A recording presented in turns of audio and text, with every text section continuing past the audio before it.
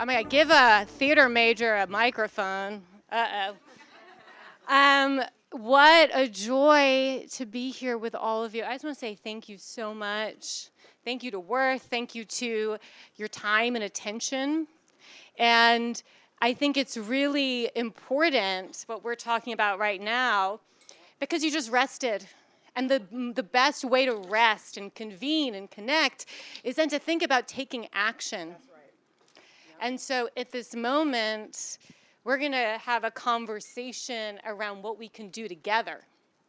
Because I think we all need a little, hopeful action. And so I could not be more honored to share the stage with such incredible women. So my name is Wendy Wecksell. I'm the creator of the EQ of Wealth. And you're like, what is that? I made it up. So, I say that the IQ of wealth is what is the money, where is it going? The finance industry serves it very well. The EQ of wealth, and I think we know what EQ skills are, is how does the wealth affect families and relationships? Because when we're talking about taking action, moving capital, it's a relational game. Impact is a team sport. And I also want to shine a light on these two incredible women, Anna Gifty, Harvard researcher, and also, yes, she's that impressive, Harvard researcher, and also the author of the upcoming book, The Double Tax, to be found in your gift bags. I also say I'm a fairy godmother for impact, so I just love sharing great work. And then Hali Lee, author of The Big We, which I read over the weekend. And we're going to take this conversation from a place of stories, making it personal, talking through what does the actual data say about being a woman, and then talk through possibilities and, of course, action items. Because that's why we're here, right? So, Anna, my dear. Yes. Please share your story and what brought you to the work of economics. Yes. Before I do that, though, can we just give a huge round of applause to the staff behind the scenes? Just been killing it. Anybody with a headset, just make sure to give them a shout out. They've been doing an amazing job. First of all, thank you so much for having me here, Wendy. Shout out to Worth. Shout out to Hali. I'm just so happy to be here amongst incredible women. I'm 28 years old. I just want to preface with that. Not wow, I'm screaming. And I would say that, my story can kind of be summed up into like a sentence. I went from Head Start to Harvard. So, I grew up in a low-income community. I was eligible for Head Start. For those who don't know, Head Start is a government program for low-income kids. And so, when we talk about how I got into economics, I think it was very personal, right? I wanted to understand the data because I wanted to understand the stories, right? I wanted to understand, why is it that, in certain cases, I'm, better off than other people, but in other cases, I'm less better off, right? One story I want to share here is a story that kind of leads us into this conversation about community. I went to the University of Maryland, Baltimore County, shout out to the state schools, woo! And, I, like many immigrant children, was sort of convinced to go into medicine and then discovered organic chemistry and was like, absolutely not. And so essentially, it kind of led me down the path to studying mathematics, actually. And I wasn't sure what I wanted to do. My mom was like, I think you're throwing your life away. I said, hold on a sec. I might be onto something. And I ended up minoring in economics. But the story to get there is a little bit, challenging. So, I remember the day I went to my advisor, this man, he had a mustache, a very quizzical brow. And I said, hey, I heard there's this thing that uses numbers to study how the world works. And I want to kind of get into it. It's called economics. How do I do it? He says, what are you trying to do? And I said, well, I'm trying to do a PhD in economics, a PhD in policy and economics. What classes do I need to take, right, to get to that goal? I thought he would be helpful. He's an advisor, right? He says, I think the best you can do is a master's. Look at everybody's face. Exactly, right?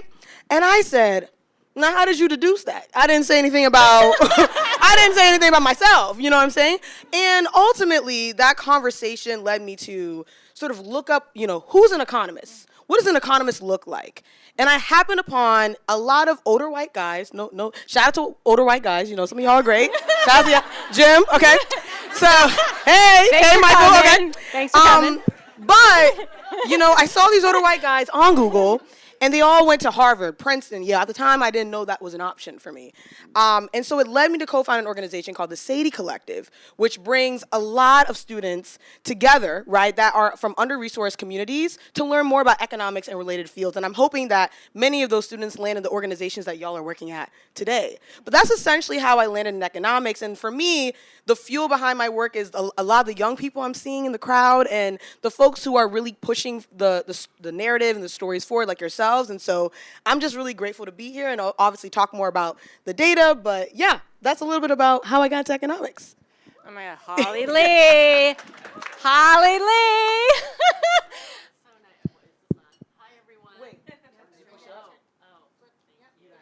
Hi, everyone. It's so nice to be here. Hi, Wendy. Hi, Anna. I'm double her age, and you're somewhere in the middle. So I love that. Isn't that cool? I mean, that we're multi-generation up here. That's what sisterhood's about. You know? And I actually want to write my next book about aunties. So if you have an auntie story, someone in your life who's an auntie, or if you are auntied by someone, talk to me. I don't really know how I got here. I mean, it's like a bunch of left turns and a bunch of right turns. So I grew up in Kansas City. My family immigrated from Korea in the late 60s after the Immigration Act of 1965 that opened up this country to people from non-Western European countries. And my family were among those families that took advantage of that. My brother and I were the only Asian kids in my public school until Kim Wong came in 5th grade, and we're still friends to this day. Her family owned the Chinese restaurant in town. And then I came to the East Coast for college, and I stayed because I wanted to raise my kids in a place that was more diverse. My giving circle, I started the Asian Women Giving Circle. We're turning 20 this year, and some of those stories are in my book. And I think in hindsight, I started the circle because I wanted to have Asian girlfriends for the first time in my life. And this group of girlfriends has become a real sisterhood for me, and a community within this big city that is now my home and that I love. So I think, there's something in there about making your people and making your family and finding your sisters and finding your aunties, finding your nibblings in order to make the change we want to see. I love that. And the thing is, Hali, bringing it back to how relationships work, it's the values you have. And the thing that's really beautiful about philanthropy and impact and community and service, the idea is that you focus on something bigger than all of you. That's right. What are you doing together? The philanthropic journey is, and this is also, Hali says it as well, it's like me to we to mission, or the big we. Because it's what's the deepest commitment is what are you doing together. Right. But in order to think about possibilities, we also have to get grounded in how things work in reality. That's right. And Anna, you think about this and study this all the time. And so what have you learned and what have you found? Thanks so much for that segue. I love it. So for those who don't know what economics is, it's essentially the marriage between math and social science, right? So we use math to ask questions about our society. And so when we get into math, where we talk about the numbers of what's going on with women, I think a lot of times the conversation has just stopped at gender. But it's really, really important to understand how these things cut across race, class, disability.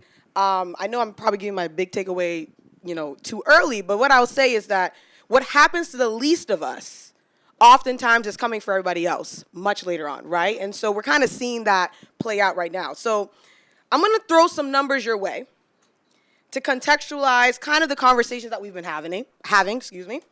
And then I'm going to talk a little bit about, what we can do as, I pass it on to Hali to get into more of the possibilities. So I don't know if you guys know this, but this is from the Federal Reserve Bank of St. Louis. If you guys don't know, the Fed is basically the manager of the economy, right? For every $1 of wealth a white man has, right, this is combining years 2016, 2019, and 2022. White women have 78 cents. So we're already down like 30 cents, right? Or 20, rather. Hispanic men have 35 cents. You see that drop? Crazy. Black men, 21 cents. Hispanic women, 14 cents. Does anybody want to guess what black women have? Somebody said no. That's an honest answer. That's real. That's real.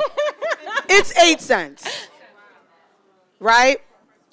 Let's talk through some more numbers. If we think about career, right? This idea of the broken rung, I know there was a recent book about that by Mackenzie. It's this idea that folks are not, especially women, are not getting promoted to managerial levels, right? At the manager level, women make up about 40% on average, right? If you're averaging across, I believe, like the last 10 years or so. But then when you break it down even further, white women in particular, right, have maintained a representation around 27%. Black women have maintained a representation at 3%. So I'm writing a book called The Double Tax, and technically I'm not supposed to talk about it because it comes out in September. But the essence of the book is I'm looking into how expensive it is to be a woman in America. And the gag is it's really expensive. You know, I don't need I'm talking to the choir right now, right? But I think that what makes this book a bit more unique is that, one, it highlights the numbers that we already know, but then it digs into other dimensions that we might have not considered, right? And I also don't believe in leaving people high and dry. There's a lot of solutions at the end of each chapter that kind of gets into how do we actually deal with the reality of the data. But I think as someone who spends a lot of time looking at the literature, which is just sort of the research and the articles that we're digging into, I can say that I feel actually quite hopeful of what's coming next. And I know, Hali, I'm teeing you up right now, yeah? Because I see, young folks from Rutgers and the fact that they're in this room and they're hearing from the insights of powerful and meaningful women. And I think that all of that plays a role in building a future that doesn't leave anybody behind. And so I'm going to pass it on to Hali to get into the possibilities that we can do. Well, yeah, but I'm also... Oh, sorry, go ahead. No, Go ahead. it's all good. We're here to have a fun chat. So Yes. I'm actually curious. I want to make this really interactive. How many people, it's the first time being at a conference like this? Okay, Anna, okay. Yeah, I would say, it's really important to see who's at the table. It's really important to always open up the doors. And how many people know what actually a giving circle is, or the power of the collective? And make it high if you know what a giving circle is. Okay, so maybe about 30% of you. Opening doors and having a seat at the table and doing it together. As we can see, even this room of people being so engaged is actually still a radical concept. And so Hali, you know this very well, and I'm just so curious, what have you seen with what happens when people come together? And also just give the basics of a giving circle. Just so I learned a new word today from my new friend in Morocco. It's called a daret. Is that right? Did I say it sort of right? And Koreans call it a ge. Maybe you've heard of susu or isusu or tanda or arisan. My Indonesian girlfriends call them arisan. So one of the things I write about in my book is that all of us come from cultures of generosity. We've just been separated from them because of the industrial complex that's been built up around nonprofits and what some of us in this room do. And I think one of the ways that we can kind of dig ourselves out of this hole that the billionaires have dug for us, honestly, is to reconnect with tithing, tzedakah, zakat, ke, arisan, daret, in order to remember how our grandmothers and aunties and uncles and cousins did it, have always done it, always. But the thing that I would add to that is that because we live in this country, we have the opportunity to learn from one another and not just do ke, and not just do tanda, and not just do daret, and do the thing that brings us together across our differences and across our different cultures. The reason why it's important to talk about this now, and if I've written my book well, and you please read it and tell me what you think, there's a connection between philanthropy and civic engagement. And that's another thread that's kind of gotten lost. And if you are wondering what that thread looks like, in your head, think of the inauguration of Trump that just happened in January. The three men sitting directly behind him on the dais were Elon Musk, Zuckerberg, and Jeff Bezos. Those three men control as much wealth in this country as 50% of Americans. So 3 rich white guys and 170 million Americans is the same amount of wealth. That's not really democracy. That's not really the country that I want to live in. The first third of my book is a critique of billionaire, rich person knows best philanthropy. I nickname that person Big Phil. You're welcome to use that as you go about your world. And it's usually a guy, and often it's a dead white guy. And I think it's time for Big Phil to retire and step aside to make space for the rest of us.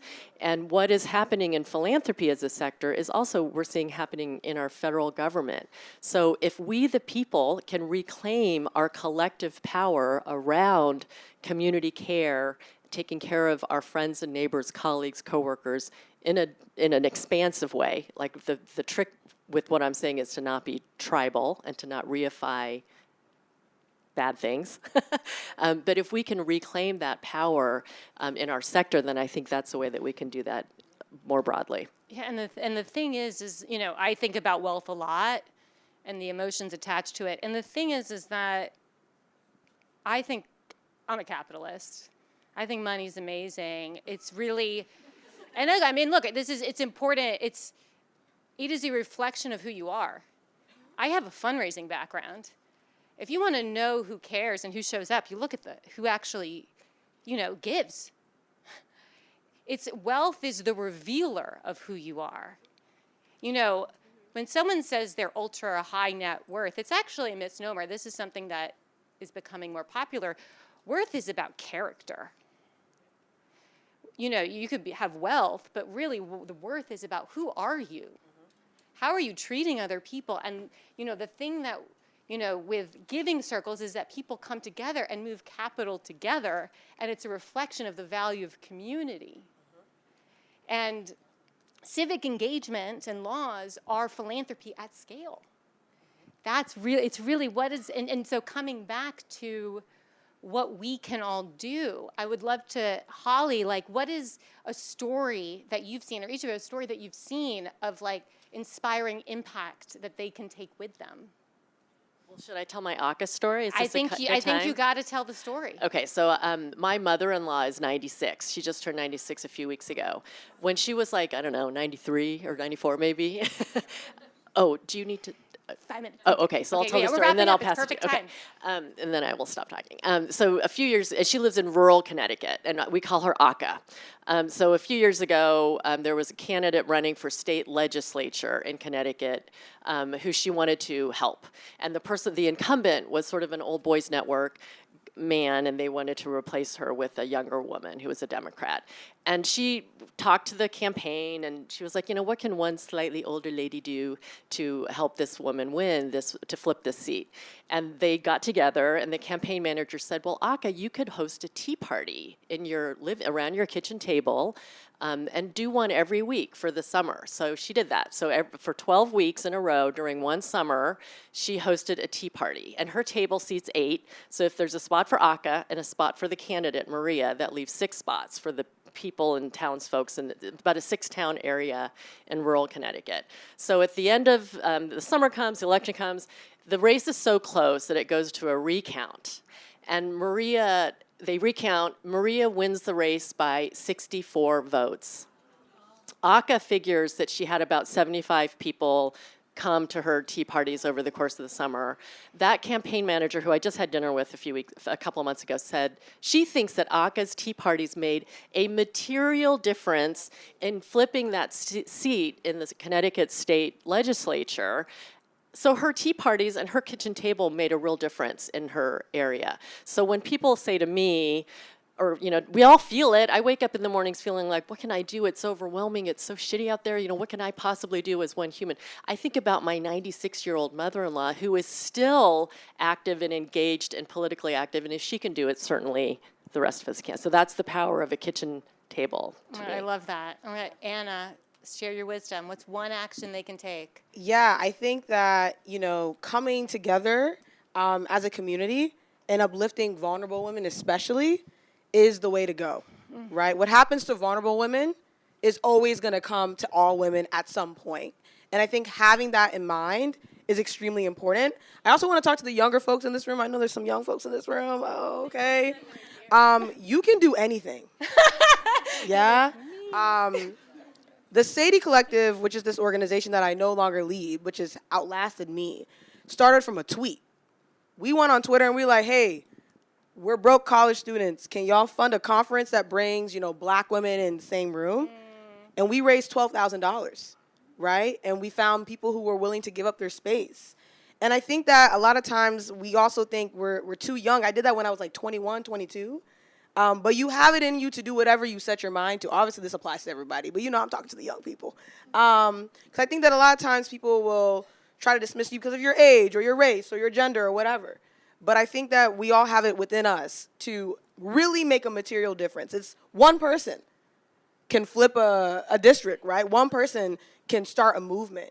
It really does come down to us, yeah. And it does, and coming back and just to tie the knot with how relationships work, longevity in relationships, everything in life compounds, not just capital.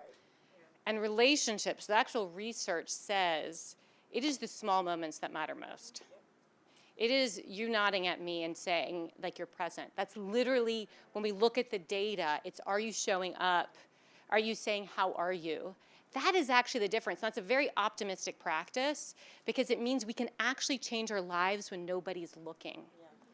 Because it's those little tiny moments being seen that actually make the most in terms of developing and cultivating long, meaningful relationships, which is ultimately how we do all of this. Because it is life and impact and all of this is a team game. And so with that, thank you. Thank you for being a part of our team. Such an honor. And we're going to be here, and so if you have any questions about our work, we're here for it.